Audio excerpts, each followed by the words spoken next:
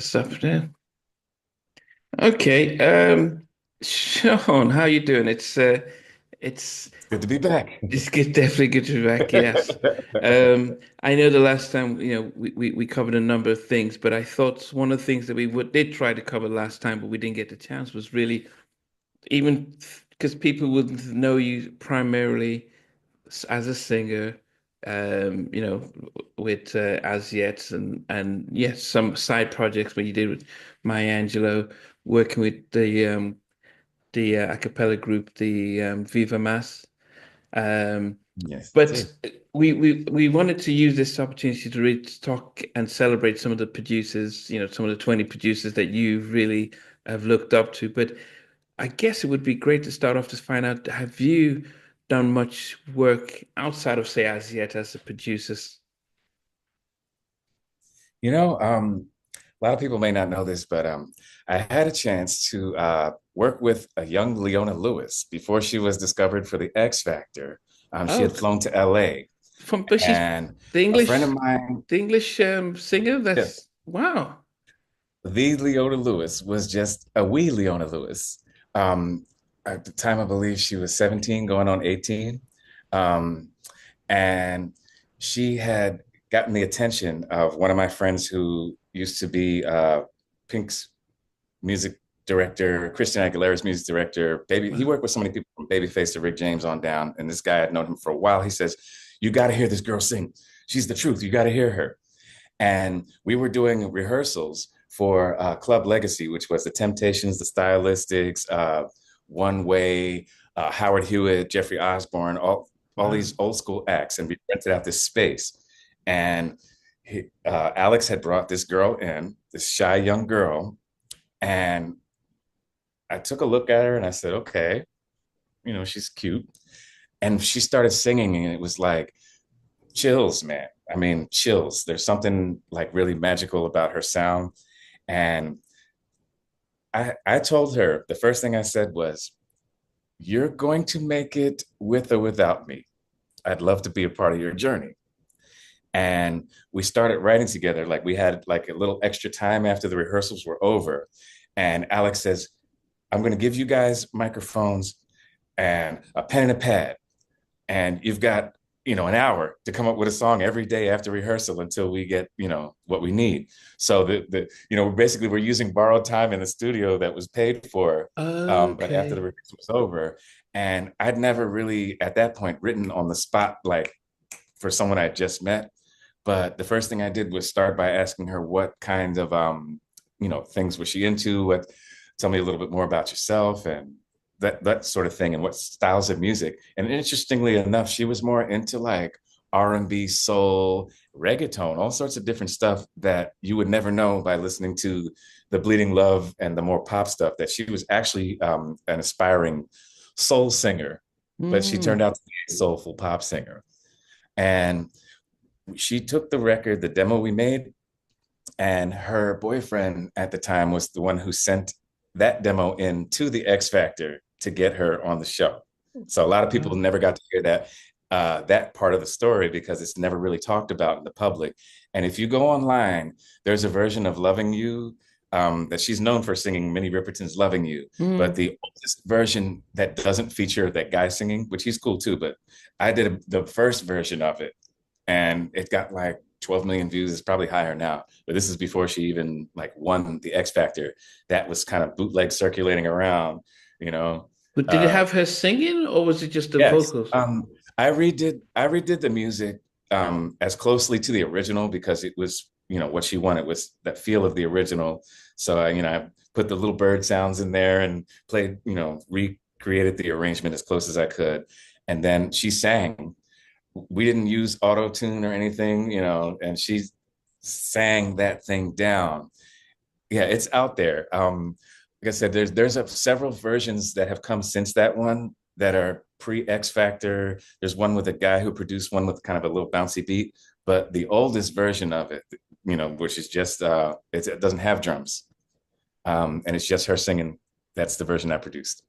Oh, And okay. it's one of the ones I I did. guess it'd be if there were so many because I'm looking, trying to search for it, but I'll shoot you the link. I'll shoot you the okay, link. because okay, okay. There's one with okay, yeah. If you send the link, that would be interesting. Wow, I, Yeah. And I I want to give a shout out to John Forbes, by the way. John Forbes, amongst other things, also was Neo's music director at one point. He's done so many things, this guy. He was the one who was the co-executive producer who actually, without him, we wouldn't have had that facility or that space. And he also played, we did some demos, me, him, said Alex, me, and John Forbes. We have this unreleased EP that, I don't know if it'll ever come out, but we wrote it together and we still have it. And you get to hear Leona before the industry, you know, embellished upon her. so what happens though? Because if because I think the story we got when she was on the X Factor is that she was just a receptionist and she just came from work just to audition and she's never really sang before. But we didn't realize that she had been in America, then went back. Yes, she came twice, as far as I know. When I was introduced to her at first, she had like a relative or someone managing her because she still hadn't turned 18 yet. And she was working on things like the demos that we're talking about. But because she was brought to me, she already had made whatever agreement, with her management and her family. Then when Okay. she came back, she was over 18 and she had come back and said, I really liked what we did together. I want to do a couple more songs. And then I shopped it around in LA and got some interest from Capitol Records and Jazzy Faye. I don't The know Jazzy why Faye that did materialized. Sierra. Yes, yes. And now, in hindsight, it may not have been the best fit because obviously they're two different type of artists. But Mm. Jesse Faye is a dope producer. Um, I can't say the same about Leona's dancing. Sorry, babe. So I mean, like, it might not have been the best fit. I did not hear the record. I could be wrong. And I'm not trying to knock her for her dancing, but it's kind of like Whitney Houston doing a Ciara Mm. record. You're like, okay, well, I Yeah, can dance yeah. to the can you? Um, that being said, I don't know what happened to that deal, but all of this took place before X Factor. Oh, so So Jazzy did try and do something. yeah, as far as I know, because they came, West, they meaning some Capitol executives who were friends of mine, came to my apartment because at the time, she was recording. Like I had a apartment, kind of like a making the band kind of place where the downstairs was a studio and then the upstairs was like residences. And um, you remember the group Third Story? Yeah, yes, yes, yes. Yeah. Oh, yeah, Well, yeah, their yeah, man, yeah, yeah. yes, But they were with yes. Jackie, So and yeah, it's funny I how was small the working on world this is, right? that So album. I was working on that yes. album. So Third Story had a road manager. Shout out to Crazy Cat Entertainment. He was the one who set that facility up. He says, "Look, I'll bring you artists to work with," and then so I was working with his artists, and then Alex and John Forbes brought me Leona. So I had a boy group and a female artist, and I was writing for them. Identity was the name of the guy group. They were kind of like if the attempt, I'll say, was to do like a B2K version of As Yet. You know what I'm saying? Like they were dancers. They could really perform. Okay. Obviously B2K is not As Yet, but I mean they had five guys that could really like they they would walk down the street with no record out and people would stop them asking for autographs. So I'm like they had it. Let's just say they had an X factor, pun intended. And that was the thing I was saying about Leona was that she just had this thing, like she had the type of voice that when it hits your ear, it sounds like a record. It really Mm, did. And I think that Clive and the team that put out Bleeding Love, was it J Records at the time? I yeah. think they actually underestimated her vocally. Like they didn't push her as far as she could have gone marketing wise. Here in America, it's a little different because the competition is such and that sort of thing. But I heard her. I would stretch her vocally, not knowing if she had a limit. I just say, "Do you think you can do it better?" And she'd say, "I want to try it again." And we just keep going. Like it wasn't a billable by the hour situation with all the politics involved and people trying to make you mainstream. It was just a fun record to do, and we didn't have a Clive Davis budget, but it's I still think it's a cute EP, and hopefully one day maybe we'll work something out with her to kind of like reissue it as some sort of like fan collectible. Well, So that's really fascinating to hear. I didn't because I think when she did the X Factor here, vocally, I mean, I think she had the opportunity to rival Mariah Carey vocally. yes, I mean, it's live singing, and I don't know if they really pushed the talent. I think they were trying to climb. They like to push the song, but with yeah. Mariah and even early Whitney, the attempt was to push the talent, and then the song became secondary. And I don't think they did that with Leona. I think they didn't really, as you said, there was the song. Yeah. You make a great point because I think from my perception, I thought, okay, well, you've got the team behind Whitney. And when you get a cosign from Clive Davis telling you, like, I know what I'm listening to. I mean, he's the same person that picked Aretha and Whitney. Hmm. It kind of set the expectation really high. And especially when I knew that she could, you know, hang with Mariah. Hmm. They didn't deliver on that promise, but I cannot fault her because again, it's your first record out. You're just happy for the opportunity. And I would trust that same team. If they say it sounds good and they tell me that, you know what, don't worry, we got this. You know, I'm not she's and that's the thing. What I love about Leona is that she's not an egotistical person coming in telling you, no, I need to sound this way. No, she's just like, I can do it. I can do it. Like she wants to jump. She loves doing the gymnastics and the vocal things. But um, if you are not that type of production team, if you're, let's say you're just making tracks, like she would have to have been produced by Mariah Carey because Mariah knows how to use that instrument. You know what I Hmm. mean? Like I think that they didn't quite drop the ball, but they didn't slam dunk it either. You know. Yeah, I And Leon, if think. you're watching, congratulations on all of your success. And I see, the beautiful family and everything. And hopefully, we'll be able to work something out. If not, it's fine too. But you got my, where how to reach me. Yeah, I mean, I think she this past Christmas, her song, I can't remember the name of it. Her Christmas song was the most Yeah. streamed song in the UK, beating Yeah. Mariah's song.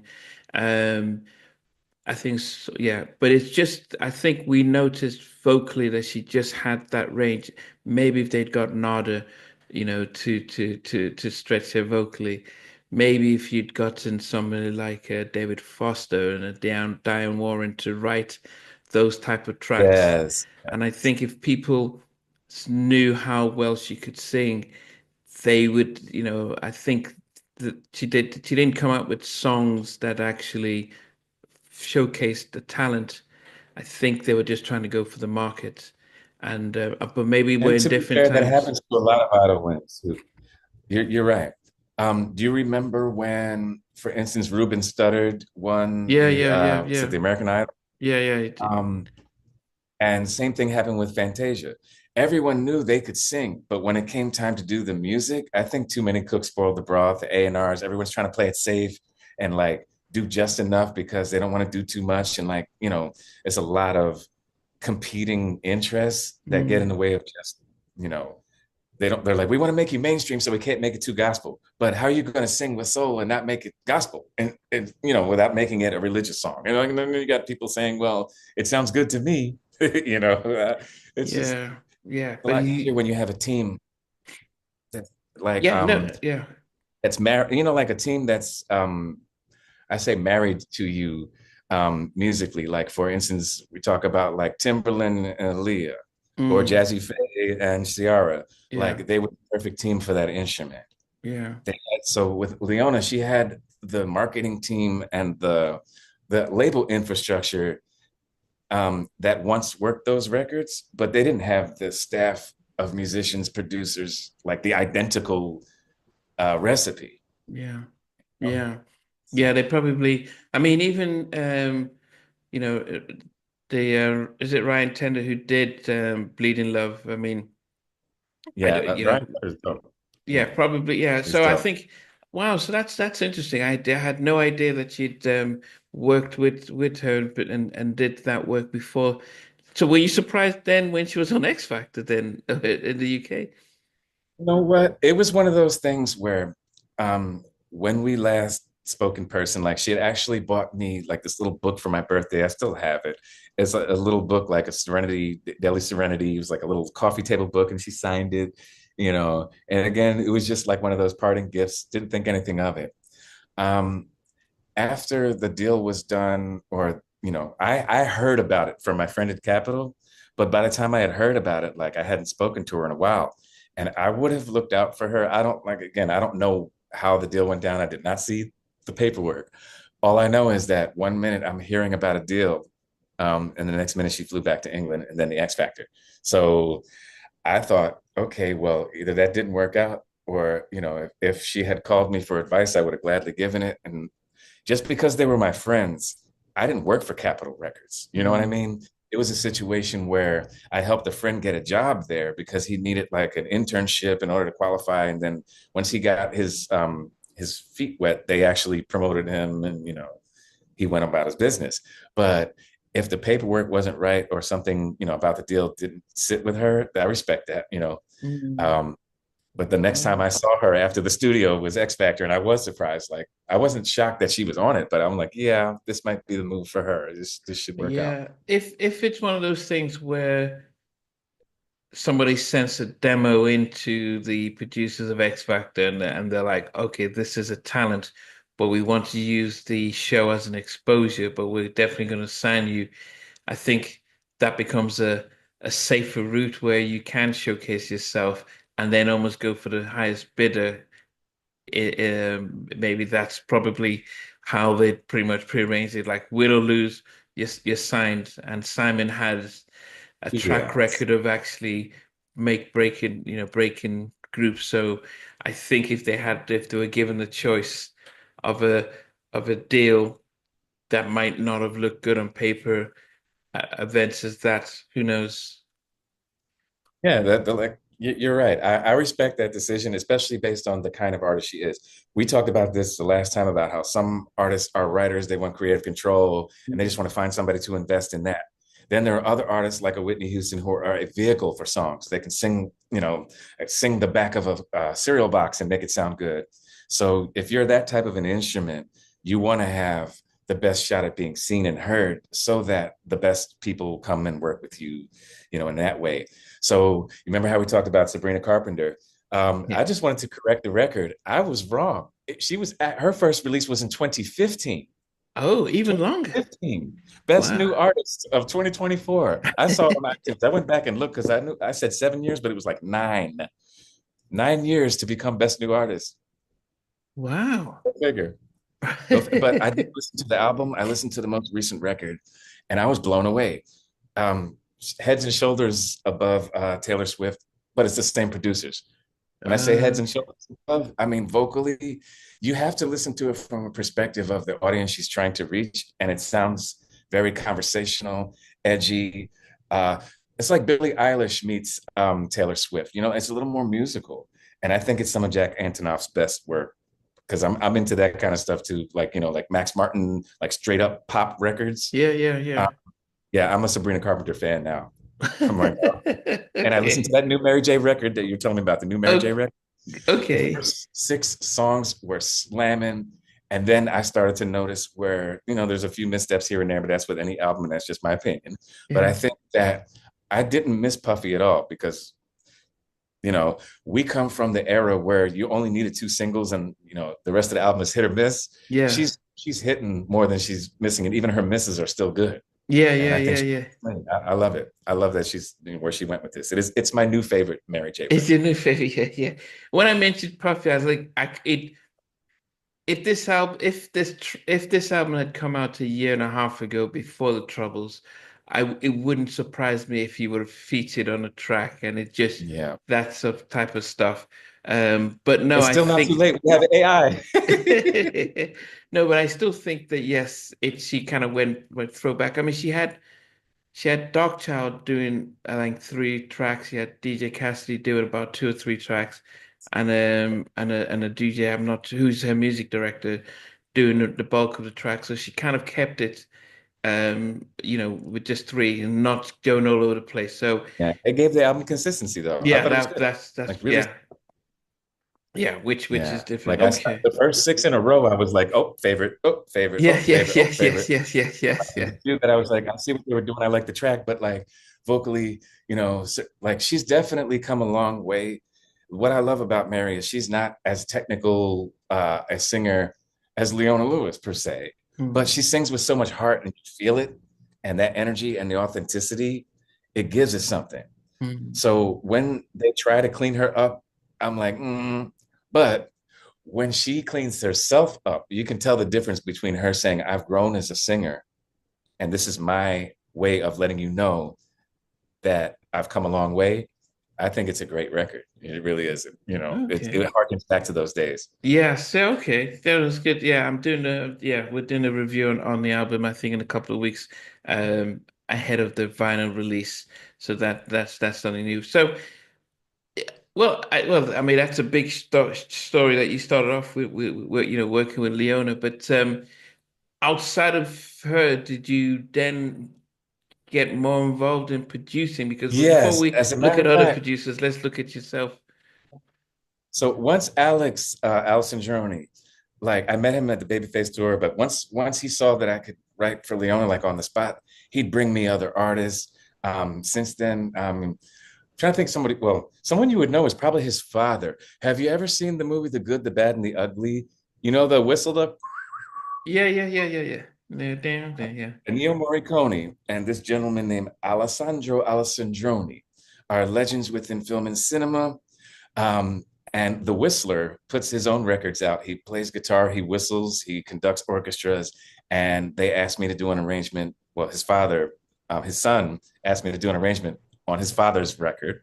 Wow. Um, and that was really cool because I flew out to Italy and stayed in like this little hamlet, um, chickens and goats, and like worked with this guy. And that's how things work out. Was that turns out that his wife, the Whistler's wife, wrote 6 books with the late Dr. Maya Angelou when she was still alive.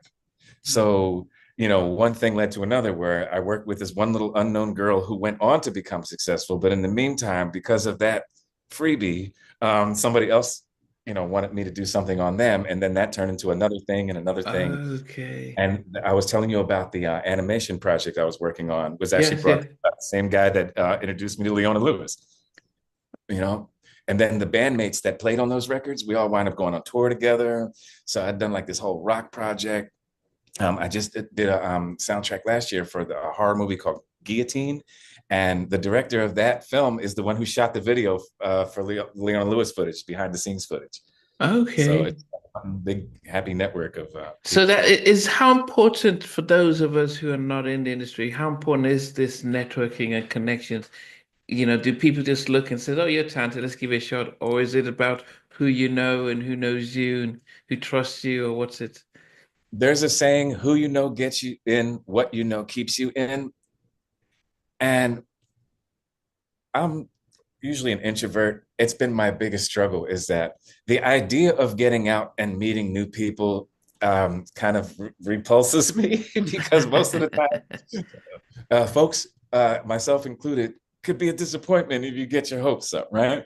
But at the same time, I can say that the handful of friends that I genuinely made, we get each other work. We trade favors, and then that circle expands because that one favor that you do for somebody, you never know. Now, I would not advise doing anything for free or doing favors. But again, I had the luxury of doing it then because I was already a somewhat successful artist. Like I had Mm. some free time. I wasn't like working a 9 to 5 and then doing free songs for somebody. But when you think about it, it's really no different than Joe Jackson. I mean, here's a guy living in Gary, Indiana, with a house full of kids, and somehow he was taking these kids, putting them through the paces, training them. Nobody was paying him to do that. He's going around to anybody who'll listen to say, "Listen to my kids, listen to my kids." So, Mm. and Gladys Knight and Diana Ross and Berry Gordy and all these folks that get the credit for having blown them up. If it wasn't for that one guy, the one dad, love Mm, him or hate him, that legwork of meeting people. And the most successful artists of all time, most of them are pre-internet, or at least pre-internet boom. So mm, that ought to tell you that it was all about the connections. yes, yeah. And I guess that's the thing about if you don't love the music, it's and you're only chasing going it for the fame and fortune, then it might be it can have its drawback as well. Well, I think that they're going to wind up in your office because fame is fleeting. You can get the money back, but it's kind of hard to go back from being infamous to famous again. Like you're never unfamous, unfortunately. Like I don't consider myself a celebrity, but I'm reminded all the time somewhere I'll go and someone says, that guy, and then I'm like, oh, now I gotta snap back into the memory bank. Like when I go to Malaysia, um, people will ask me to take a picture, and I'm like, oh, that's right, yeah, they recognize me here. It's so strange. And now I'm here in Philly, in my hometown, and I'm riding the train with everybody else like a normal human being. I think Okay. celebrity compromises your mental health because you get into this unreality, into this bubble. If imagine you meet a stranger and they know more about you than you know about them, and they have this perception that's carefully curated by the public, and they think you've got money. They think even if you do have money, you should have the option of not letting everybody know you have money when you have money. It's like it'd be nice for people to think I'm broke, so they stop asking for money. So Yeah, unhealthy. yeah, no, yeah. As I said, I think it's hard for those to know what it's like. I think the perception I had of artists pre-lockdown was, all these $1 million videos, everyone's riding rich, and then it was, I think, what the first thing that happened during lockdown, especially on Instagram, was trying to post a video, and it says, "Oh, you can only post 28 seconds because the owner is the label," and even the artist couldn't post more than 28 seconds. And that's when I recognized that actually they don't even own the music. And then when I started doing the interviews, I heard that, yeah, we were just like a hired hand and we didn't own anything. And actually, some of us had to work and some of us are still working 9 to 5 and then sing on the weekends. And I think the reality of this form, fame and fortune really, yeah, really shaped how we saw things. Um, you know, some have Huge. made it, Yes, and some have shifted where they become actually like some SWV or Keith Sweat. yeah, If you start to see them, I mean, they're constantly on tour, constantly headlining, and it's almost yes, as if they've almost been given the status of how we used to look at those legendary Motown artists, but yeah. actually they're being respected and getting their dues this late in life, which is great. Escape and stuff like that. Yes, the 90s R&B is now OG. I mean, it Yeah, is what it is. yeah. Yeah, okay, but I think so I mean, part of what we really wanted to do was to really look back at, you know, 20 of the producers that you think have shaped you and really wanted to kind of count our way down. So we start at number 20 and then we get to Okay. Okay, number now before I start, I want to say that this is by no way a definitive or exhaustive list. Number two is that my honorable mentions will piss people off that they're not in the top. You specifically said people that influenced me, so obviously I'm the only one that can answer that. But I would be remiss. I mean, when I tell you 52, these are just, See, as you can see, the top of the heading was top 10. So the fact that yes, you went to it says top 52 10. and we And started these are at in top no 10. specific order. These are in no specific order. Now, I have my reasons for them, but I'll just put it like this. Um, Coming in at number 20, and this is hard for me, but Brian Alexander Morgan. Oh. Now, he's a guy who doesn't get as much love and respect for what he does, what he did. He is, for those who don't know, SWV's first producer. He's an excellent producer that I've worked with personally. But when we first got signed and we recorded, as yet recorded a lot of music with producers who were in the industry to this day. If you've heard SWV, do you remember you know, Rain? Yeah. You know, my favorite song was Always on My Mind. He actually sings on that song. Yeah. The Human Nature remix was Teddy Riley, but the original right here, Mm. Brian Alexander Morgan. He's worked with Layla Hathaway. He did her first single, you know, Wow. so I put him in at number 20, but that's not a ranking. That's just, I had to, like I said, I had to leave some people off. But I would never leave off Brian. Shout out to Brian Alexander Morgan. All right. Coming in at number 19, I'm going to say Dallas Austin. Okay. Now, Dallas Austin is best known for SWV, TLC, another girl TLC. group. Yeah. Um, but you know, he's been around the block. But a lot of people don't know that Dallas Austin produced Hard to Say Goodbye for Boys to Men. So people think of Waterfalls and they think of all the songs that TLC did, but he was a really great vocal arranger too, you know, Mm. Dallas Austin. Um, all right, I'm at 1918. Teddy Riley. Teddy Riley. Hello. I'm sorry, this is the New Jack Swing podcast. I should have put him number one. I'm fired. But I mean, some people are definitive of an era and then some. I shouldn't have held him in such high regard, considering that he produced No Diggity, which beat As Yet for the Grammy that year against Hard to Say. You see. But, you know, give respect where it's due. Teddy Riley. All right, where am I at now? 17. Roger Troutman.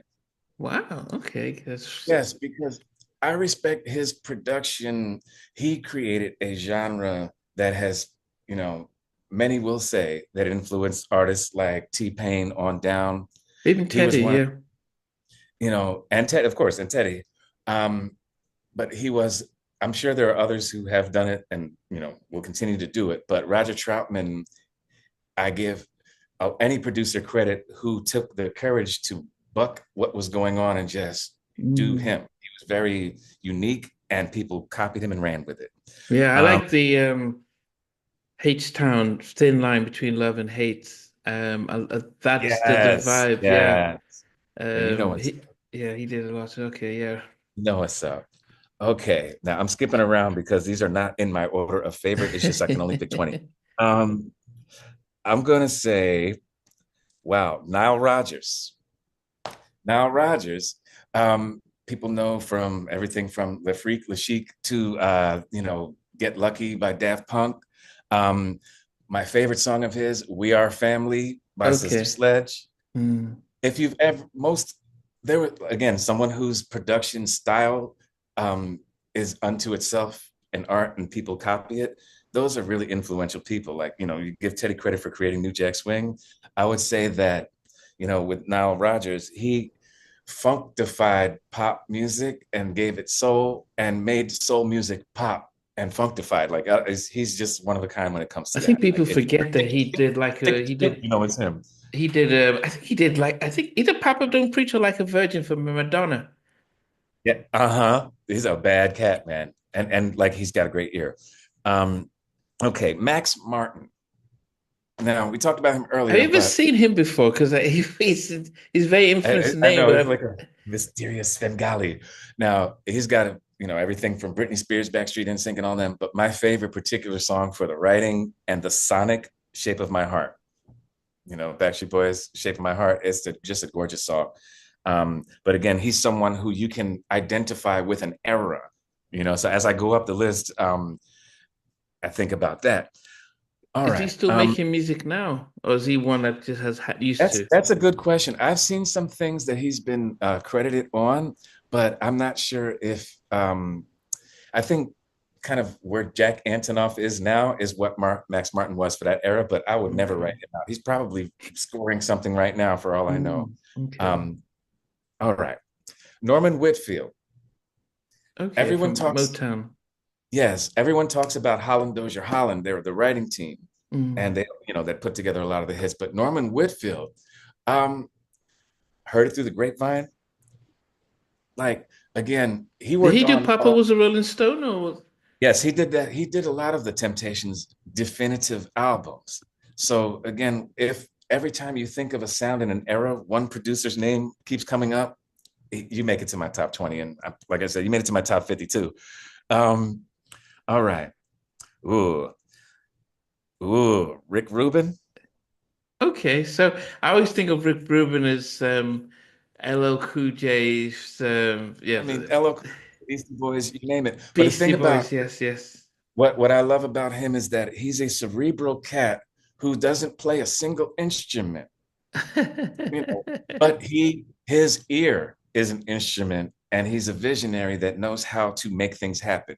Like there are different kind of producers. There are some who play every instrument, and then there's the ones who know how to make the product. That's part of the producing, is to produce a result. And that's what Rick Rubin represents for me. Okay, Prince. Everyone talks about his writing and his vocals, but how many people can you say would play every instrument and produced his own demo to get the deal and said, no, I'm not. He held his ground with his vision and then hired a band. You know what I'm saying? Like it takes a lot of courage to see your vision, stick to it in the face of an industry that wants a piece of you all the time, Mm. and be timeless on top of it. So Prince Kiss was the song I picked, because it's hard to pick one. Um, Dr. Dre. Okay. I don't know which one I'm on yet, but I know we're No, short. we could go through them and talk through them, yeah. So I'm sure your viewers already know who Dr. Dre is and who he produces. But I think they need to know, if you haven't heard it already, Dr. Dre produced a record with Marsha Ambrosius from Floetry called Casablanco with a full orchestra. Like he went on some Quincy Jones stuff. And it gave me a newfound respect for him, because it's one thing, like he's again a definitive sound. The Dr. Mm. Dre sound is sought after, and you know it when you hear it. You know, them Mm. drums knock. But he managed to find a way to fuse that sonic with live instrumentation. It kind of harkened back to like when the Guru's Jazzmatazz album. Like I was blown away that he Jazzmatazz, was even yeah. capable of something like that. You got to check out this Casablanca album. It's dope. It should win a Grammy just for the sonic alone. Um, I mentioned them before, but could not leave them off the list.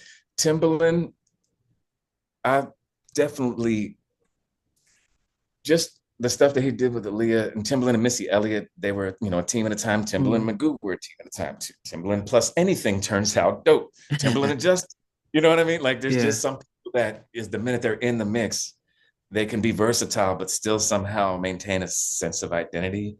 And that to me is the mark of a great producer. I did meet him a couple times, and I love the fact that it never turns off. Like he's just it flows through him. Very Mm. influential producer. All right, now I'm getting into some of the heavy hitters. I mean, they're all heavy hitters, obviously, but again, I'm sticking to the ones that influence me for different reasons, and I'm going with next Babyface. Okay. Now, before As Yet got our record deal, we used to sit around and say, man, if we could only work with him, because Babyface, even back then, he was a legend 30 years ago. Actually having sitting and watching him work and being around him and seeing what it is he actually does, it gave me a newfound respect for him. And if I had to pick one song, there is only one song in existence that features vocalists from both As Yet and Boys to Men, called I'll Lay You Down, produced by Babyface. It's on the Day album. Gorgeous song. Gorgeous song. But he's done Did, so many things. Pick one. did he have you guys all record separately and blend them in? Did you guys Separately, know that? he got Kenny Terry and Mark Nelson, Sean and Wanye, like on different days. Everybody was in on Okay, different days. okay. But like when you hear that record, it sounds like a duet between two groups. And Babyface has a verse, and then you hear Mark and you hear Kenny doing a little bass run in there. I mean, it's just really nice. It's a gorgeous Oh. song. It's like, yeah, heaven on wheels. Um, all right. So this person specifically shaped me. He worked on As Yet's first record, but we know him from Take Six, Mervyn Warren.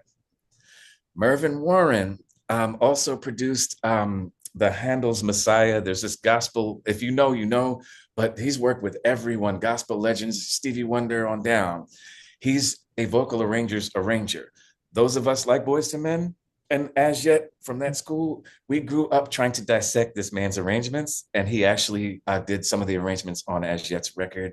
Again, personally, Mervyn Warren, if you don't know about him, he's scoring films now. This guy he's a phenom, Is he still with phenom. Take Six or has he left? As far as I know, he hasn't been with Take Six for, they have a bunch of different iterations, but he's on their first records and one of their original writers and co-writers and producers. If you know Spread Love or Mary Don't You Weep, then you've heard his work. But like Handel's Messiah Soulful Celebration album, it's an all-star gospel and R&B album that he put together and spearheaded on a level that no one person should be able to do.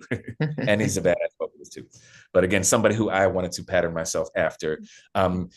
Basically, he brings me to my next one, who's another personal one. But if you know about Jacob Yes, Collier, yes, there's an English yes, guy, yeah. signed to Quincy Jones. He's the next level of that, the same way that Jack Antonoff is for Max Martin.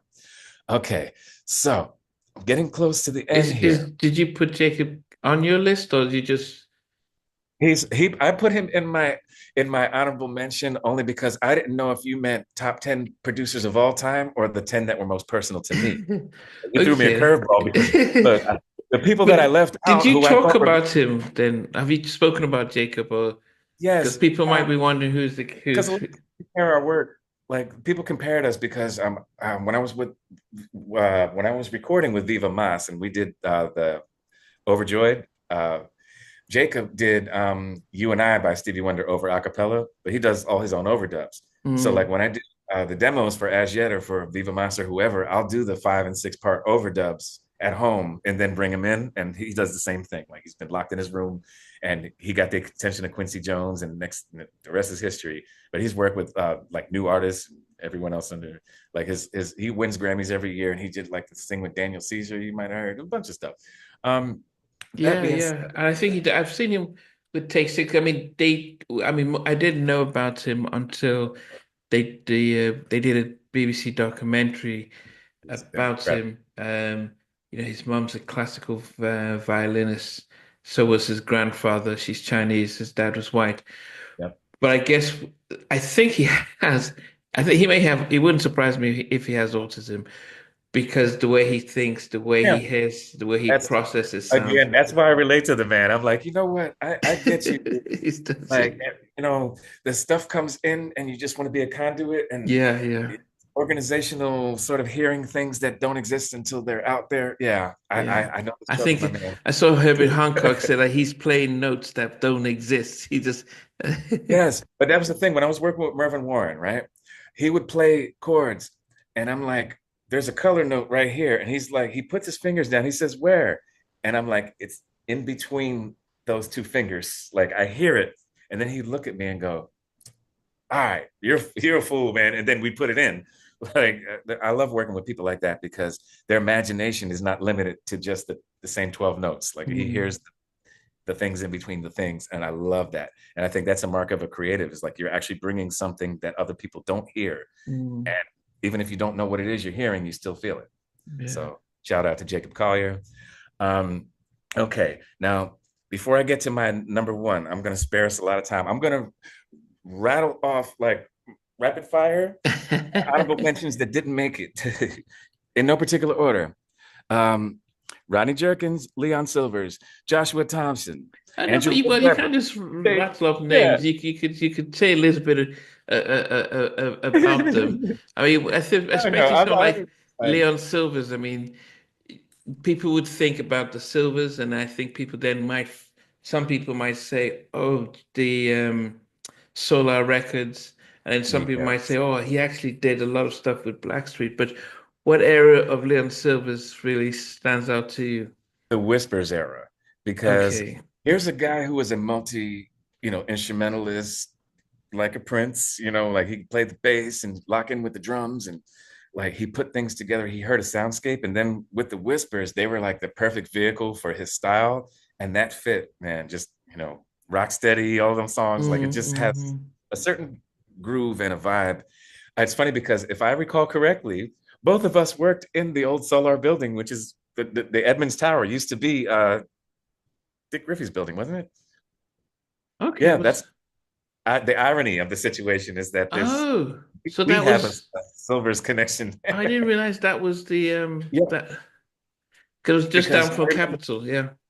it was Babyface had told me, well, Kenny, but Face had told me, he said, he used to work in that building, and Oh yes, nothing yes, brought him yes, more yes. joy than to be able to purchase his old nemesis's building. Like it's like it's like buying the Taco Bell you used to work at. I guess I don't know Yeah, for him, yeah, yeah, yeah. but Okay, yeah, yeah. it's He kind of had Brendan Way on the top, and he'll always be up in the studio. And so Tracy was running the show when I was there, and then we had John Burroughs, who was general manager right. during the time I was there. Yeah. Those were Okay. the days like we're dating ourselves. And then Jackie So McClung, I and then her son Michael. Yes, well, unfortunately, Michael and Jacqueline are no longer with Oh, us, I didn't but realize. shouts out. Okay. Yeah, well, Jacqueline passed a few years back, and Michael a couple of years back, but just Okay. fairly recently. So Okay. shouts out to them and the family. Mm. My condolences. And a lot of these people I would not have met without Jacqueline McQuarrie or the family. So, you Hmm. know, You I had mentioned, mentioned Darkchild. I mean, what's Rodney? okay, He just got nominated to be inducted into the Songwriters Hall of Fame this past week. it's well deserved. Now, I think that I saw the episode you were talking about the Michael stuff, Michael Jackson stuff, and he had done a Mhm. lot of stuff with Michael, but I think he got to Michael a little later in the situation, and at that point, the word around town in LA was that Michael is recording 100 songs, and then after he records 100, then he picks 10, then Mm. he records 100 more, then picks 10, then narrows, like so there are so many people who were hoping to have the opportunity that Rodney had, where they wrote songs. I actually wrote a song with Mark for Michael Jackson that never made it. Like it was presented to him, said he wanted it.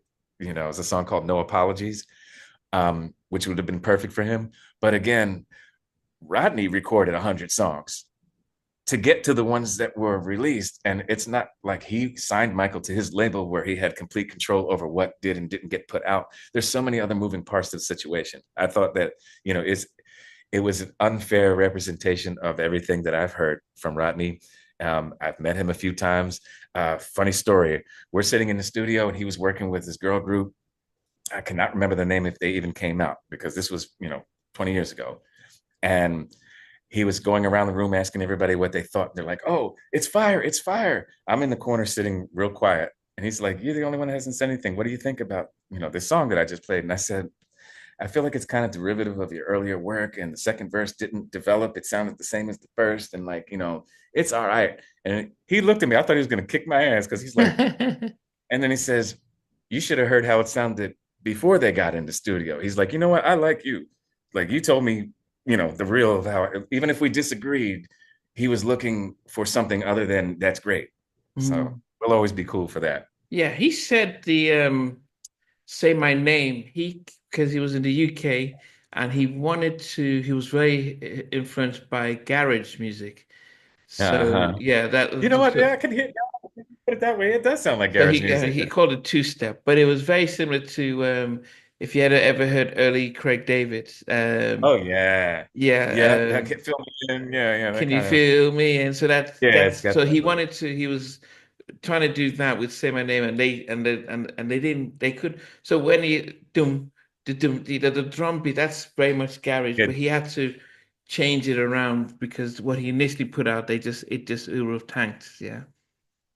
What's really funny, right, is that drum pattern, the not the original garage pattern, but the Americanized version Yeah. that got used. Like everybody started copying that version, like for Genuine Records and the Timbaland. Everybody started like after a while, I got sick of hearing every song have. It's kind of how like I feel about reggaeton right now. I'm like, I love my reggaeton artists, but can we get a little variation Mm. in that beat. Something just Yeah, something. yeah. I get bored easily. It's no, Yeah, it is. most people do if you're being flooded by the same stuff. Yeah. Yeah. Okay, Joshua Thompson. Josh Thompson, he wrote The Things Your Man Won't Do, a lot of Joe stuff. He's written for with and for a lot of people. He's a musician's musician, doesn't get a lot of love. I put him in my honorable mention. I know him personally, but like I said, he don't owe me money. I just literally like he's somebody I can sit in awe of, like, and just listen to what he's working on. And I trust him. Like when he says that I need to work on something, because there's been times when I sent stuff and he's like, okay, this is cool, but and then that but will be a game changing but. Like where I'm like, okay, okay. Like, damn, I thought this was the best I can do. But the fact I don't take criticism as an insult. That means if you think I can do better, I take it as a compliment. But if you thought that I was beyond help, you wouldn't offer any advice. Yeah. Okay. So there is no way I could not mention, obviously, we talked about him, but David Foster. Okay. Because David Foster is one of the most versatile, from the Aretha Franklins to the Chicagos to the Earth, Wind, and Fires, as yet. Now, I work with David personally. I just saw him in Singapore a few years back when he was doing Asia's Got Talent, and he's still that same guy. Wow. Every time I run into him somewhere, he's not acting like a superstar. He's like, "Hey," he said, "didn't we make some money together?" I said, "Some of us more than others, but how's it going?" And I feel like he's always been that guy. He gives me all the advice that he wished that he would have taken.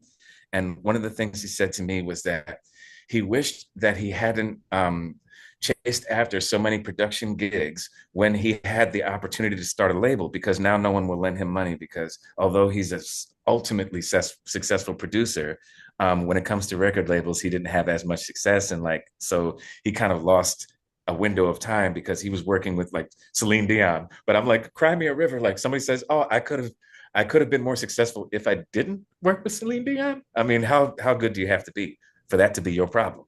So he was saying that he should have had his own label deal. He did have his own label, but when he was still committing, like he was working with Whitney and he was working with Celine and all these big artists while trying to run a label. It's kind of similar to what Babyface did in a way, because he was producing the artists on his label, but he was also doing while he was working on As Yet, like signing artists. He had the Waiting to Exhale soundtrack, the Mm. Prince of Egypt soundtrack. He had just come off of what the Boomerang and all these other things. So like when you've got your hands everywhere, something's going to suffer. And that's why LaFace was a boutique label, which was considered successful. But if you can only release 3 artists a year and you've got 20 to 25 artists signed, you're losing money overall if you're investing in all of them equally. So a lot of things get lost in the shuffle, and Mm. you're only as big as your biggest flop when it comes to a label. Like the minute that you start losing money too many years in a row, I mean, LaFace is bankrupt. That ought to tell you that. But I'm not saying he should have done anything differently. I'm just saying that. Wow. So I mean, people will be surprised to hear that. I mean, with all the TLC and Usher and Tony Braxton and Outkast's albums that they were selling, you even Sierra was signed to them. You would just assume that they were just anything they released went platinum or double or triple platinum. Well, for every artist that we hear about, for instance, there's Or maybe even some of Donnell Jones. I them. mean, I yeah. could name twice as many artists that were signed that didn't come out, or that came out, then you might have heard of them because you're in the know. But do you remember Society of Soul? Do you re, Mm. they were signed with Goody Mob. Okay. When the Outkast and Goody Mob were signed, there was another group called Society of Soul, SOS. They were dope. There was another group called A Few Good Men that was signed the same time As Yet was. Were they were part of Dallas or something? Okay. Yep, yep. Organized Noise and all them. Yeah. Again, they were signed. There was a group called Choice that had a young Alicia Moore, aka Pink. She was in a Yeah. group that was signed. We all sang at the same release party. Like they throw these parties to have you compete against all the other artists for the one release slot per quarter. Wow. It's like it's like being signed to the major leagues. Mm. Everyone's just fighting for a turn at bat. Like they give you a Mm. contract, but you might wait months and months just for one swing, and you better not miss, or else they're not going to call you up again. Wow. Yeah, it's really competitive. So there were a lot of great artists. Larnay, do you remember Larnay? No, never heard of She them. was a great singer. We're still friends. She's a great singer. She was kind of in, well, in a bohemian artsy vibe, very Bohemian. all natural, right? A sweetheart. Just didn't have enough, they didn't have enough traction. And you talk about Soleil. A lot of people don't never got to hear that record. Like I can't find five people on the street that aren't musicians or aren't from my era that would even know who that is. It's so Mm, strange. So wow. what I'm saying is that a lot of these producers who we know of that became household names, they're Mm. sitting on hundreds and thousands of unreleased material, like the stuff I got with Leona that just for politics or business or whatever just never came out. But yeah, because when I spoken to Tim and Bob, and they've spoken about, yeah, we They're recorded on my list, by this, the way, Ted and but it Bob. just, but they couldn't really, it didn't get released, or you have other people. I mean, I was like, in a digital society, you would assume, yes, back in the day, you need to, press a CD and distribute it and sell it in a shop, but now it's a lot easier to get that material out, but people just don't seem to be. You know why? It's because the labels now have the budgets, the same budgets they were putting towards pressing and promoting the CDs. They get preferential treatment in the algorithm, and it's set up that way. So the label will have a label account with Spotify and a label account with all of the digital streaming services to where they get premium features that they pay for extra money for. Little things like lyrics that move with you when like anyone can do that. Like you don't have to be with a label to do things, but if you have a label account with Spotify and you are um, basically contributing to the aggregate, like for instance, like Taylor Swift situation, when you go to Meta and you say, okay, well, I've got a budget to promote. They're not using Google AdSense the way we're using it on. What I mean? They get a whole different. They're meeting with the owners of these companies and Mm. talking to the people that write the code to make sure that the thing comes up. Like it's a handful of people that get that kind of preferential treatment. It's like you said back in the brick and mortar days. You wanted to be on the shelf, the forward facing. You want the big Yeah, placement, product yeah. placement. Now the algorithm is now product placement. Mm, okay, It's okay. not an equal playing field. Never was. So that means that there's almost no benefits in saying, okay, I've got this song, a duet that I had with Michael Jackson, unless the estate puts money behind pushing it, it'll just Well, without advising anyone to do anything crazy, I will say this. If you do happen to be sitting, because there are people sitting on Michael Jackson masters, yeah, your only other option would be to put it out without permission and get sued. But if no one finds it because you don't have a promotion budget, then it's not even going to be worth suing you. And nothing would feel worse than sitting on something that could be potentially worth a lot of money. But nope, I shot my load. Once you put it out without their permission, you can't take it back and then resell it to them because once it's out there, you've diminished its value. It's no longer something people want to hear. It's something people have heard. And all somebody like me has to do is get a free copy, and now you don't have exclusivity anymore. So that's why I said, mm, don't like I've been sitting on Leona stuff forever. I don't, I think it's good, but there's not a single part of me that says, oh, I'm just going to put it out there without talking to her, nothing like that. I would rather, if she said no, I respect that because, first of all, it's her voice, it's her image, her likeness. mm, I wouldn't want to do anything to ruin her career just because I okay. never got paid. I never asked, I never, I know how to reach her. I never asked her like, hey, can I get 20 bucks for my streams? No, it's not like that. You want to have friends in high places. Mm, Okay. okay. Yeah. Who's up next on that list? Okay. Now I'm at the top end here. So Stevie Wonder. Okay. I say Stevie Wonder as a producer, by the way, Mm, who influenced me because again, inner visions, he had a vision inside that he brought into musical reality, something that existed only in his imagination. He's not a carbon copy.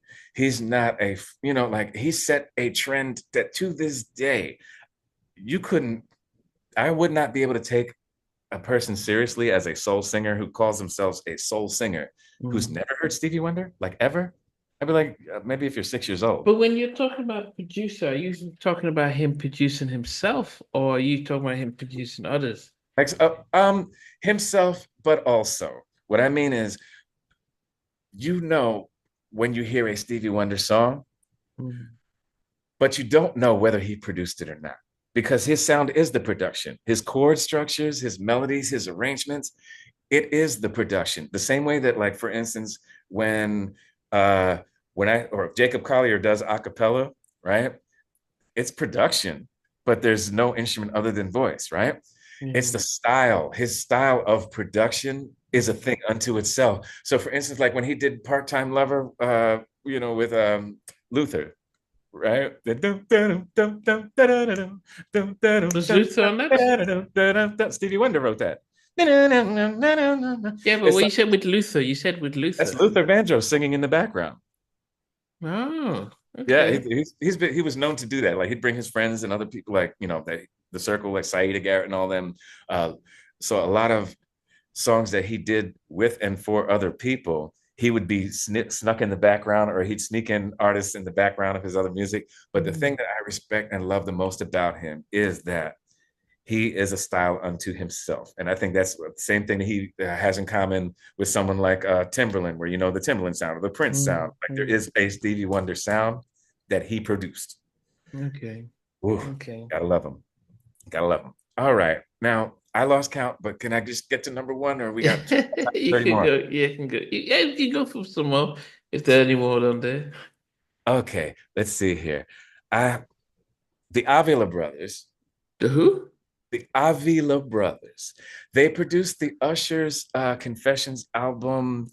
They are a duo that you have to hear the way they put stuff together. They like any R&B that was made from the 90s till now, they wind up in the mix for their writing and production style.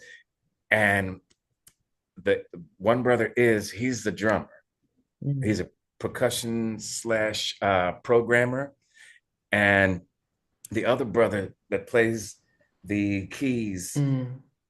and he sings like Stevie Wonder, but like writing all of these like R&B pop cuts. Just look up the Avila Brothers. They're Mexicans, but they sound like soulful. It's hard to explain how good they are. Like it's a crime that more people don't know who they are. But the Avila Wow. Brothers, there's I worked with them, so like I said personally, I put them on my list But do because they have a song that is well known international I that mean you? the whole Confessions. This is my confession. Like Usher's Confessions album, they produced the whole record, but they also did his new stuff too. Oh, I thought Um, Jermaine Dupri did that one. Okay. check it. They produced on the record. I didn't say that they executive produced it, but you know how we talk about, for instance, Keith Andes working with Babyface. Yes. Everybody Yeah. gives Babyface the credit, but don't give the people. I'm that guy who's like, no, I want to know who played what, who, who. It's one thing when someone gives the order. Mm. It's another thing when they give the instructions. You know what I'm saying? But let's see. I'm just breaking this down for you real quick. Um, just because this is fun. This is fun for me. Because you said name the songs that everybody would know. All right, because I'm skipping through. If okay, Confessions, Demita, Joe, Janet Jackson, Shaka Khan, Miguel. Yeah, I'm just looking at some of the ones that you might know of. If you heard of Macy Gray, Yolanda Adams, Maya, Kenny Lattimore, Shantae Moore, Usher. I mean, Gwen Stefani, Janet Jackson. They did the Jamaica Joe. I mean, oh, we were just talking about Mary J. Blige, The Breakthrough. They produced on that. They did two songs for that jam, and one of them Mm. the top 100 here in America. They just work with so many great people, and like they're such great musicians. It's a shame. It's a crime that more people don't know who the Avila Brothers are. So I had to put them on my honorable mention. Um, John B. Now I know we both have our personal history with John B. But Mm. again, he's a multi instrumentalist, musical family, can start to finish bring you a record from scratch. The boy can sing, he can play, image and all of those things is great, but like he has a certain vibe. And I loved working with him. I've written some songs with him, cover song. I mean, the title track for Pleasures You Like Mm. Pleasures You Like. But I've known him for years, and like he never ceases to amaze me. He's a criminally underrated producer. I don't know if you're hip to Mike City. It's another one. Um, Okay. I can do this all day, but these are the ones that like. They came to me, like I didn't have to like research and it's like, oh, what about like for instance, like I don't know, Warren Campbell, Troy Taylor, Candy Burris. I mean, she's just for what Okay. she does. I wouldn't obviously like put her on the same level with certain producers, but she has a vibe and an identity. Like there's a certain thing that you can But kind then of tell. with Candy, is she not? I think she worked with Shakespeare, so she did a lot of the writing and Shakespeare did the Yeah. production. Yeah, and some people work better in a team. Like you're talking about Tim and Bob. I Mm. love both of them. We did some songs, as yet did some songs that were unreleased that were, Wow. really great. And it was great because they actually, for someone that, well, a team that big, they were one of the few teams that just came with open tracks and said, "You want to write something?" And we sat and Yeah, wrote. that's what Bob says that they want they Yeah. always want their artists to be parts of it. Yeah. And I like the fact that like it wasn't just lip service. They literally like, we sat with pens and pads, old school. Mm. We wrote some really good stuff. But again, the second record on LaFace never came out. Um, Was it completed? um, well, if completed means accepted, no, but we did enough songs for 3 or 4 albums on LaFace. But like you said about not owning the music.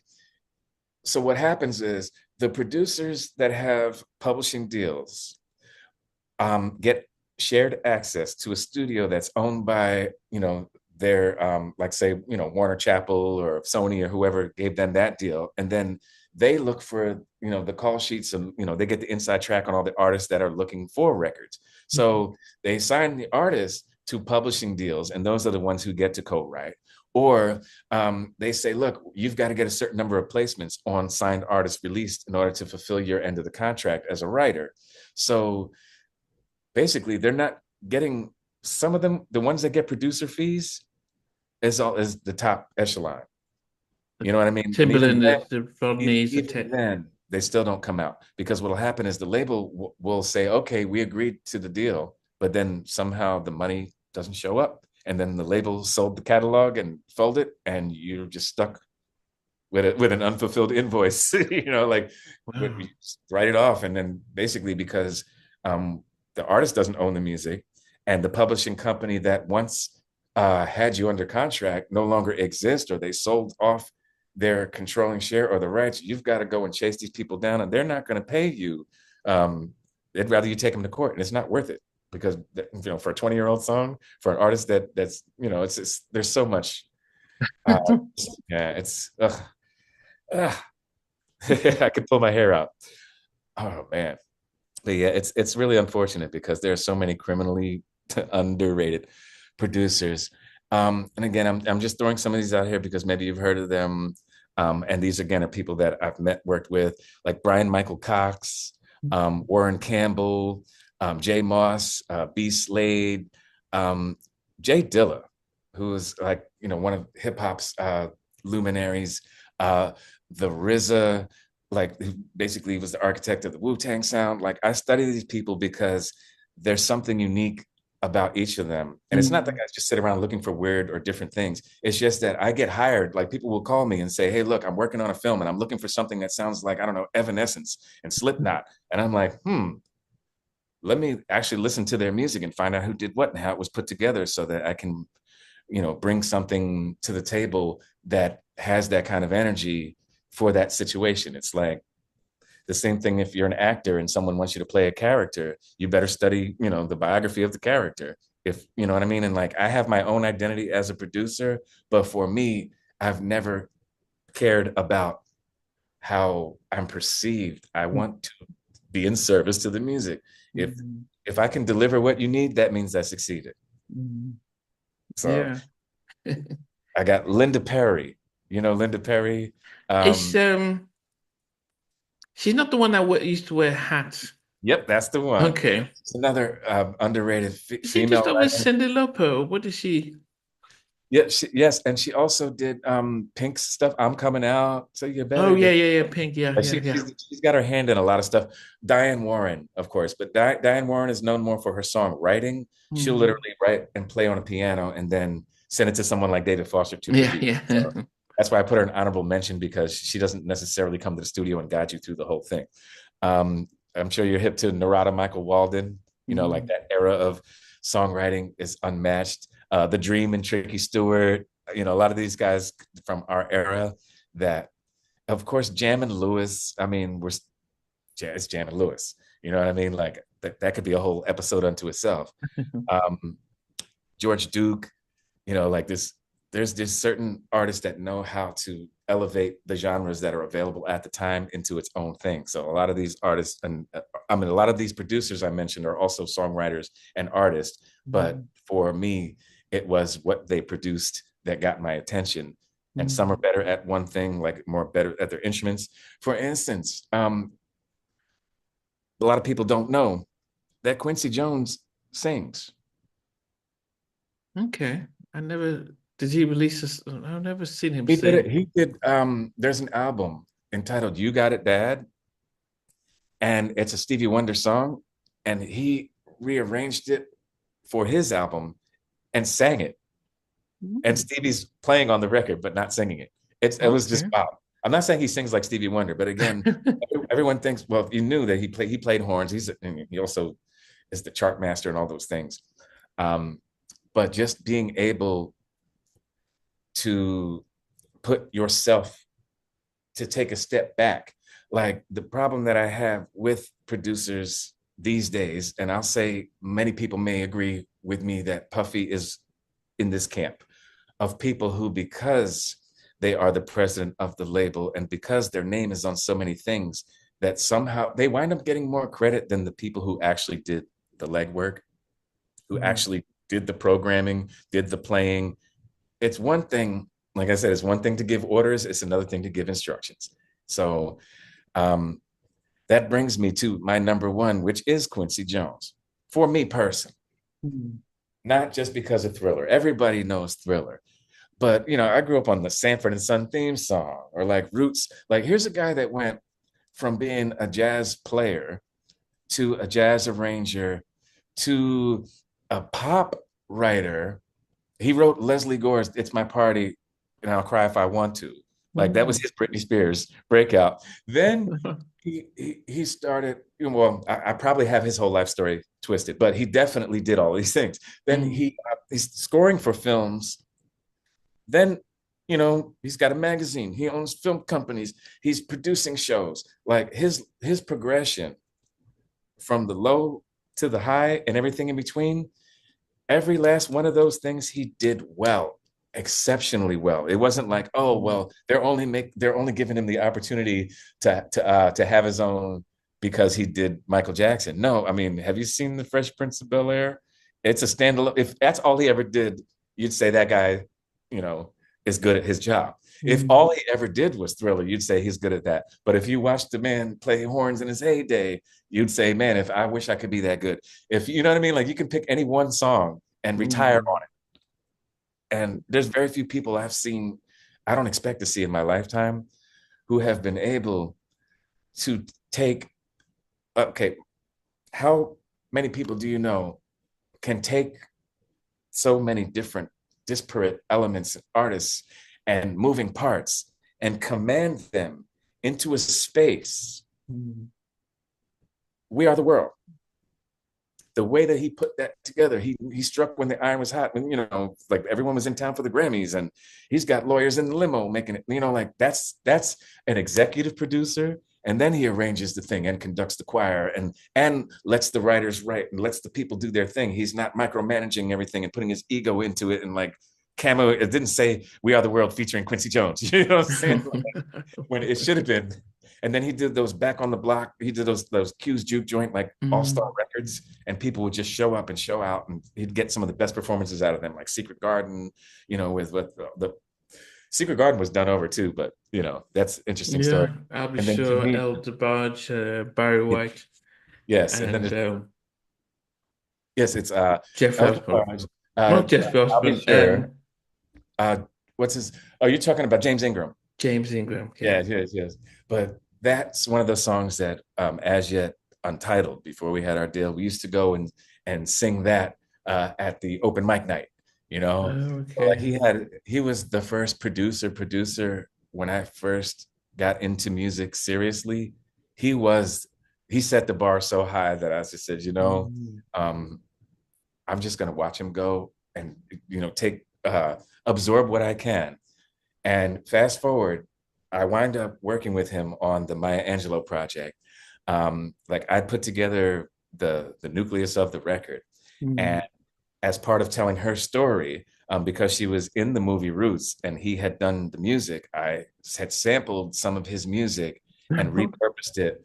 And I went to get his permission, and I actually sat with him and talked with him Oh, you about did. project. Yes, and there's a picture on my Instagram somewhere, and he's like sitting next to me. It's on a yacht that Oprah had paid for Maya Angelou's 80th birthday, and his son is a friend of mine. Well, he's got a bunch of sons, but shout out to QD3. We worked together on some unreleased as yet stuff, and then the bassist in my other band plays with his other son, Sonny. So like I keep running it. I've ran into Quincy a few times at the X Prize launch, the first Richard Branson launch when they did the Race for Space. He was Mm-mm. there, and I was like one of the people that was in charge of bringing the artists from backstage onto the stage.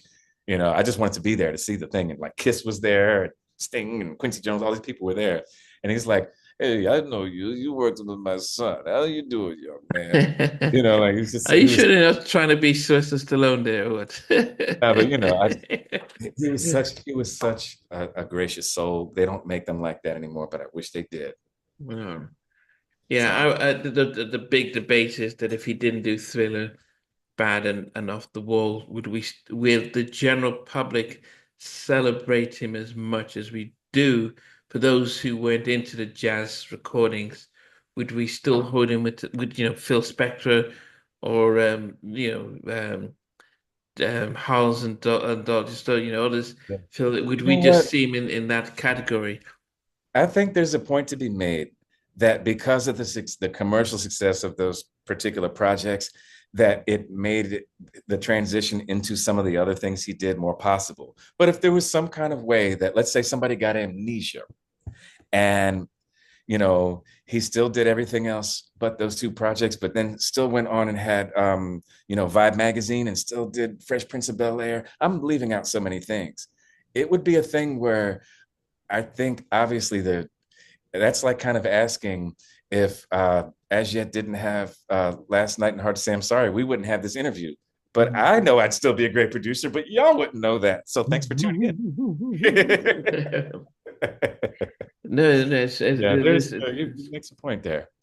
But I mean, I encourage everybody, like, if you don't know, like, how many things Quincy has done besides those things, and you listen to the actual, like, the Dude album, like, even his jazz influenced R&B and some of his lesser known records.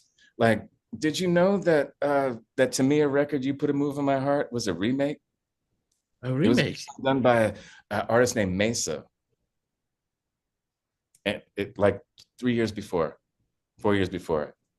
But was The whole that supposed to, because it was But written Quincy by produced the most Rod popular version. Temperton.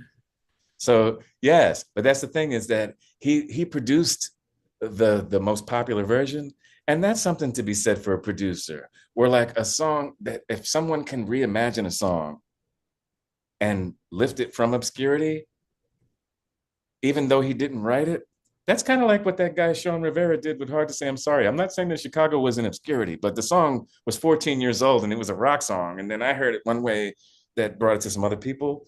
I didn't come up with that. I learned from people like Quincy Jones, who will reimagine something, like, just they hear it their own way. The same way that a lot of Luther Vandross songs were remixes, you Yeah, know. yeah, yeah. Yes, yes, yes. But Was Peter Carrera, why was he featured on that track? I suppose. because at the time, um, Tamia this was her breakout record. No, I'm talking about as it's so hard to say goodbye, the As Yet track.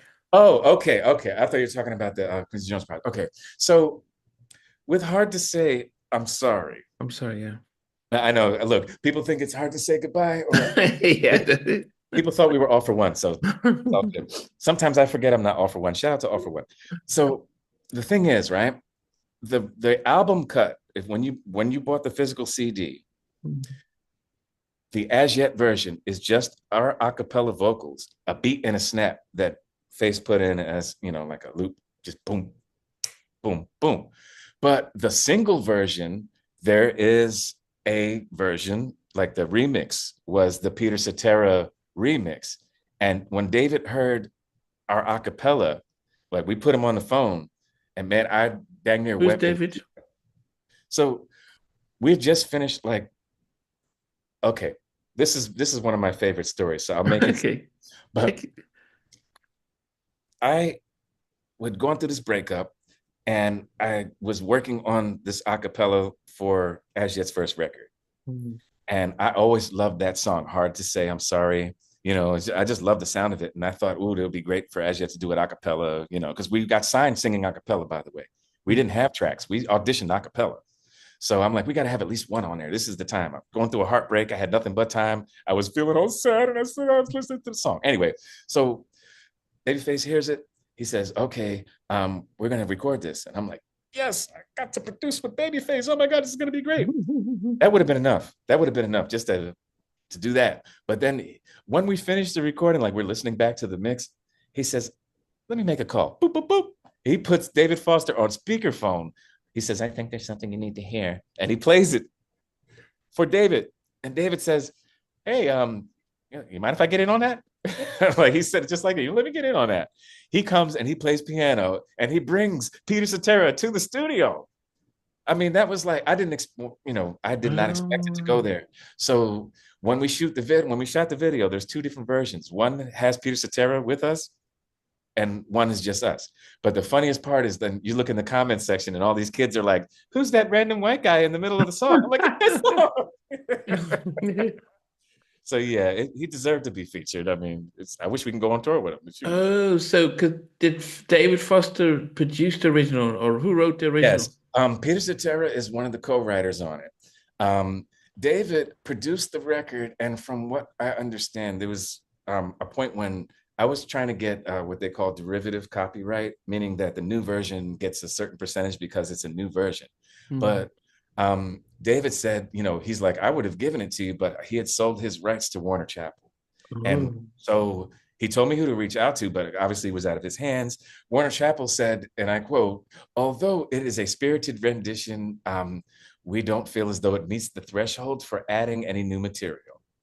Now, I'm not a lawyer, but I kind of agree. I can see their point because I didn't change the lyrics. Hmm.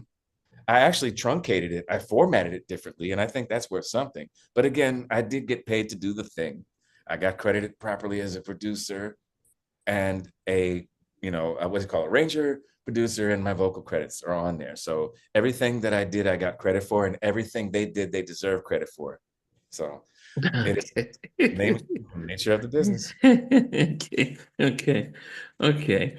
Okay, so we kind of got how he got on there, and David just wanted to be part of something of it. Yes, because he produced the original version. So he basically played the piano in the new version. And I swear, I thought that they sampled Peter Cetera in because it sounded like the record to me, right? Like even down to the layer, like he's known for like having a double of his voice and everything. I was like, wait, Peter came to the studio. Like, he came to see us at the studio, but he recorded his part. He didn't record his part that day. He just came to thank us. So like when I Okay. heard the record, I thought, wait, he just sample, but no, it still sounds the same. He literally went in. It was so funny. And then when we're shooting the video, he's all serious, right? As soon as the check, look, you got the clipboard like this. He's standing there in a suit, ready to go. And they're like, and action. And he goes, and after all, and he got all happy. And then they're like, cut. It was so funny, man. I mean, he's such a great guy. So he'll And then, get into character, and then he'll just get. yes, he would light up for the camera and then just like, and I think there's a skill to that. Like he's reserving his energy for when it counts. And we just talked about how one good turn deserves another. So fast forward about a year and a half later, Peter Cetera is working on his greatest hits album. He calls us and he says, "Hey, I love what you guys did with Hard to Say I'm Sorry. I want to feature you guys on my record." He's like, "Have you ever heard of a song called You're the Inspiration?" We're like, "Are you kidding me?" So he actually had us come to his studio in Malibu, and he let us arrange it, and do the thing our way, the as yet way, and whatnot. Mm. And there's a video floating out there, like we're on the beach in these hats with our shirts open. It's beautiful. It's available at Walmarts everywhere. You'll hear it in an elevator somewhere in America. It's a really great song. So thanks to Peter for bringing us back on that Okay. one too. So I mean, we But weren't just one. did you guys ever get him to perform it live? You know what? There was. I'll put it like this: we would have loved to go on tour with him and do it live, but Mm. the nature of the way things turned out, Mm. when we were off LaFace and unsigned, and music kind of went the way that it went, the closest thing I've seen to it was David Foster did like a tribute David Foster and Friends thing, and he Mm. had All for One on there. And I'm like, he would have had the group on if we had the original members, I think. I think once Okay. once we didn't have the original members, a lot of the interest went away. So, Mm. it is what it is. And I don't fault anybody for that. Mm. So you kind of listed a So number what of I'm saying is people. that we sang it with him. Like there was like a TV dinner thing. There was a thing that David Foster used to do around Grammy time called David Foster and Friends TV dinners. And what it was he'd have TV stars and musicians and movie people come to these private parties, and all the musicians would perform for the actors and blah blah blah blah. Big networking thing, private party, white tie and stuffed shirts and everything. And he had us All for One, Celine Dion. Pretty much everybody he worked with. Whitney on down was there. Barbara Streisand was there. Joe Pesci, you name it. I mean, it was just a who's who. And we got to sing with David, but it wasn't Hard to Say I'm Sorry. It was all of us on stage singing. There was like he did a choir of all the people. Like we all got to sing our own songs, Mm. right? But then at the end, you remember the song To Be Real? Mm. That So could be he real. produced that too. And he had, everybody up there singing To Be Real. And Celine Dion was next to me. And I said, I'm going to do the bump with Celine Dion. And she actually bumped it back. I was like, what? I got to find that video, man. It was hilarious. So we performed on the same stage with him, but for whatever reason, we never got a chance to pull it together like with us singing Mm. it with him. Like when we were recording the video and he did his parts, we sang it with him. You know what I mean? Like we sang the hook and he sang his part, but we never got a chance to really do it with the full band and the whole thing. Mm. Yet we're still alive. Yeah, yeah. I mean, as I said, and these are memories, the experiences that the average person can only just dream about. And yeah, I've seen a video of David Foster giving a seminar to young artists and songwriters and talking about just really work perfecting the craft and not chasing the money and it just shows that those who love what they're doing really sticking to it. We think about him in the mid 90s with Unbreak My Heart and things, those big tracks and stuff like that. Mm-hmm. Well, you know what? There's a guy named Vasal Benford. It's Yeah, another. yeah. Is it Jade? Did he do Jade? Yeah, but he also did something on that record too, on the Unbreak My Heart record. He started as a jazz guy that played with Ramsey Lewis, and then Mm. he did some stuff with like Debla Morgan, some other artists, Shantae Moore, that Okay, sort yeah. of. Mm. And he had a label deal around the same time as Babyface and Clive Davis. But the funny thing is, what's interesting is the same way we talk about for every label, for every artist that blows up, there's a bunch.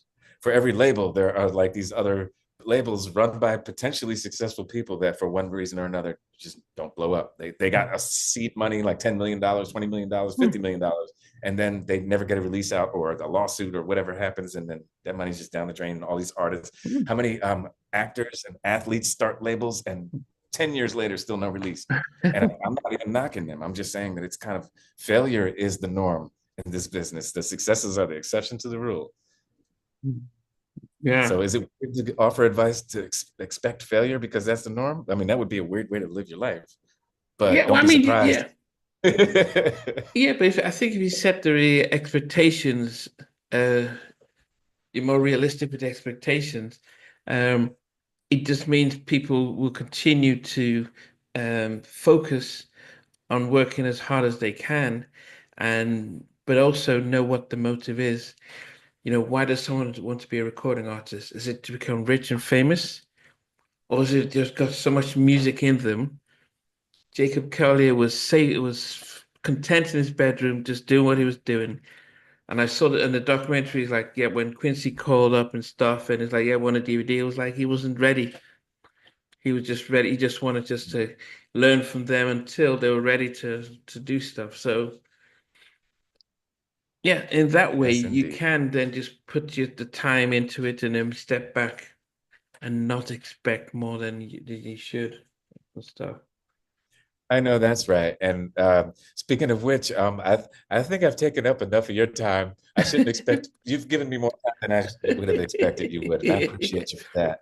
I mean, seriously, like every time we talk, it's always healing for me and exciting. And hopefully, I'll get a chance to have Viva Mas on the show when we're finished the project we're working on now. Because I think we talked to you during COVID and they've asked about you. So Viva Mas says, "What's up?" Um, and Yeah. I have no advice for anyone this time around. No, but yeah, as I said, it would be, I'm sure. Oh, I'm hearing you guys are working on a new a secret project, so it would be interesting once it's out, and maybe getting them on and seeing wherever they are, whether they can coordinate and sync, um, Dude, on the I love show. the challenge. Yes, Yeah. that's because I remember we tried to do like a live thing, but because of all the different, Zoom was in, I say Zoom chats were in their infancy back then. Yeah, So yeah. Different times now, but yes, I mean this. So are you in out in Texas or where now you? I'm actually in Philadelphia for an undetermined period of time. It's like till we get it done. Because we've got this opportunity to put together a project for the upcoming summer, and everything just seemed to line up. Like usually the studio is hard to get because we're using the same studio that we use for some of our other projects, but it's a very popular studio that everybody from the OJs to Levert and Kathy Sledge, a lot of the Philly legends have worked out of this studio. It's old school analog meets brand new digital. Mhm. We've got it blocked out to get things done, but also just everyone we took some time off to kind of get our lives in order, and it just makes sense. Like we're at this now, we're never like this is it for us, Mhm. we're OGs now, so we got to teach these young kids how to coordinate. Yeah, definitely. Well, I mean, next time we'll definitely go live once you finish with your project and stuff like that. But it'll be interesting, and yeah, if we do get to see a young Shawn and discovering a budding talent like Leona Lewis, which it would be interesting just to see those ones as well. But Yes. yeah, Well, now that I'm back home, I'm gonna dig through my mother's attic, and I got so many of the things, like the stories that we talk about. I've got receipts for those stories, so you know, I'll be sure to bring the exclusive right here to halftime chat. yeah, that's much appreciated. Okay, Sean. Well, it is about just about after 11 at night, so I'll let you be, and we'll always Yes, be it around to is. chat. Yes, indeed. Sleep well. We'll definitely do. Okay. Um, and hold on at me. Hey guys, thanks for watching. Thanks for being a part of Halftime Chat. Please remember to subscribe, share, and comment. But most importantly, why don't you become a member of Halftime Chat? We've got amazing videos, amazing perks, and being able to support the channel. But anyway, thanks for watching. Take care. I never participated in that kind. And somewhere in between us, or even loving us, on which I didn't miss you really. What was it like growing up? She's still making an impact on 4 houses down. I have a couple of pieces just for me. No. Okay, you okay? They don't understand what Jonas' voice meant at all. Play it. And all these guys, they all work together. I mean, I love all different genres.